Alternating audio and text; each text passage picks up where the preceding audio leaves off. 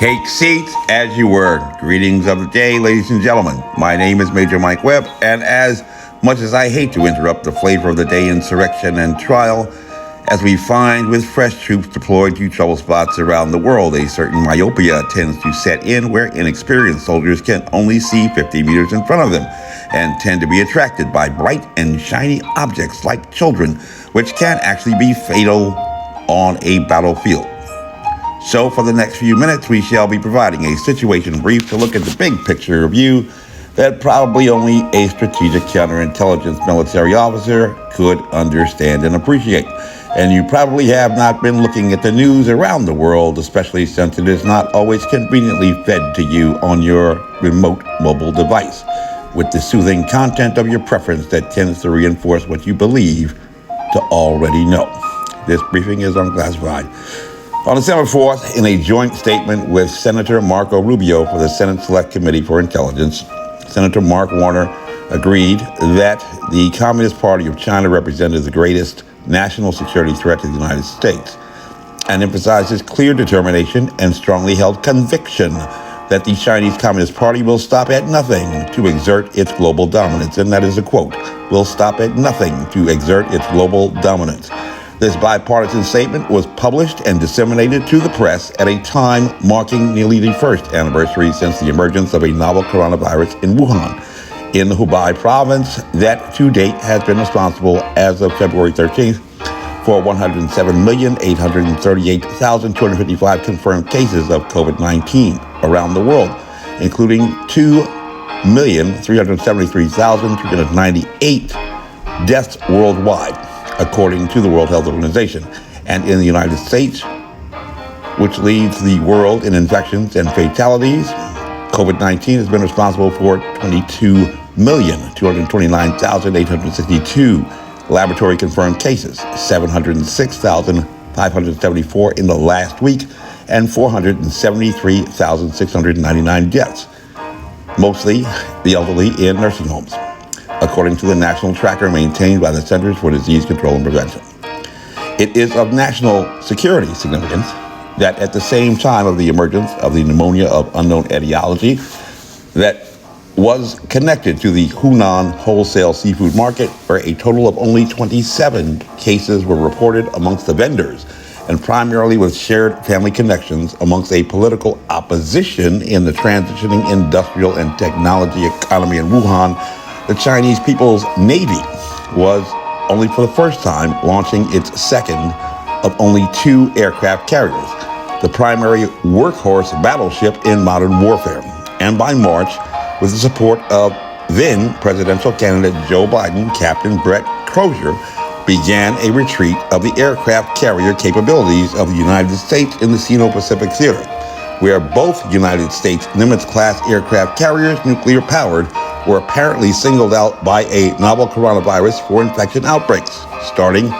with the flight deck and the reactor crew, ceding power dominance in that region to the People's Republic of China during a time of rising tensions between the two superpowers, and forcing the withdrawal of the forward-deployed strategic bomber force from the island of Guam, where Captain Crozier had succeeded, with great support from the press, in pressuring Defense Department officials to permit him to relocate his sailors under claims that the infections might lead to high fatalities amongst his crew. And many, feeling compassionate, felt that they would have done the same thing, forgetting about national security. Yet it has been known from almost the beginning of the highest morbidity threat presented by novel coronavirus has been the elderly age cohort, especially those with prior histories of health disorders, which generally do not describe soldiers and sailors. And to date, there have been only a total of a dozen fatalities in the entire active duty military force, validating that assessment, which is comprised of over 1.3 million men and women. In response to this public health crisis, President Joe Biden, in coordination with state governors, has to date administered a total of 48.4 million vaccinations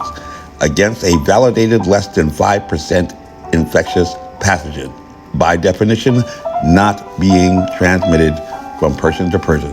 with a total of 69 million vaccines delivered through distribution to date. Just days ago, we received word from the office of Senator Tim Kaine, a member of the Senate Armed Services Committee, to inform us that he had only just received our report on recommendations regarding Captain Crozier and the USS Roosevelt, which were sent by email in October. As incredible as it is to imagine that it might take over 3 months to acknowledge receipt of an email regarding a national security matter, it remains a fact that although Senator Warner now has agreed to recognize that the Chinese Communist Party represents the greatest national threat to national security, presently he has been spending time on NBC with Brian Williams to provide his thoughts as an attorney who has never practiced law concerning the impeachment trial. But since March 27th, he has failed to even acknowledge receipt of an intelligence estimate regarding the variant migration of the novel coronavirus from China that managed somehow to escape the draconian lockdowns in Wuhan and mass populate in the Republic of South Korea, the 17th least likely destination according to standard proliferation projection models, the avowed enemy of the People's Republic of China as well, but somehow sparing from any infection at all, or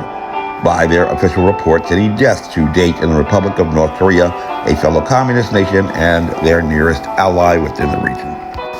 As stated by the Supreme Court in the case against General Aaron Burr for treason in 1807, if the gentleman had believed this decision to be favorable to him, we would have heard of it in the beginning of his argument. For the path of inquiry in which he was led him directly to it. Interpreting the American Constitution, he would have preferred no authority to that of the Supreme Court of the country. Yes, sir, he would have immediately seized his decision with avidity. He would have set it before you in every possible light. He would have illustrated it. He would have adorned it. You would have seen it under the actions of his genius appear with all the varying grandeur of our mountains in the morning sun. He would not have relinquished it for the common law, nor have deserted a rock so broad and solid to walk upon the waves of the Atlantic. But he knew that this decision closed against him completely the very point for which he was laboring. Hence it was a decision was kept so sedulously out of view until from the excluded materials of the common law he thought he had reared a Gothic edifice, so huge and so dark as quite to overshadow and eclipse it. Let us bring it from this obscurity into the face of day. We who are seeking truth and not victory, whether right or wrong, have no reason to turn our eyes from any source of light which presents itself, and least of all from a source so high and so respectable as the decision of the Supreme Court of the United States. My name is Major Mike Webb, and by God, I am running for governor of Virginia. I ask every Christian, every conservative, every Republican, every Democrat, every liberal, every conservative, and every Virginian and American true to like the motto of the imagery, follow me and we shall overcome. Honest. And y'all come back now. Yeah.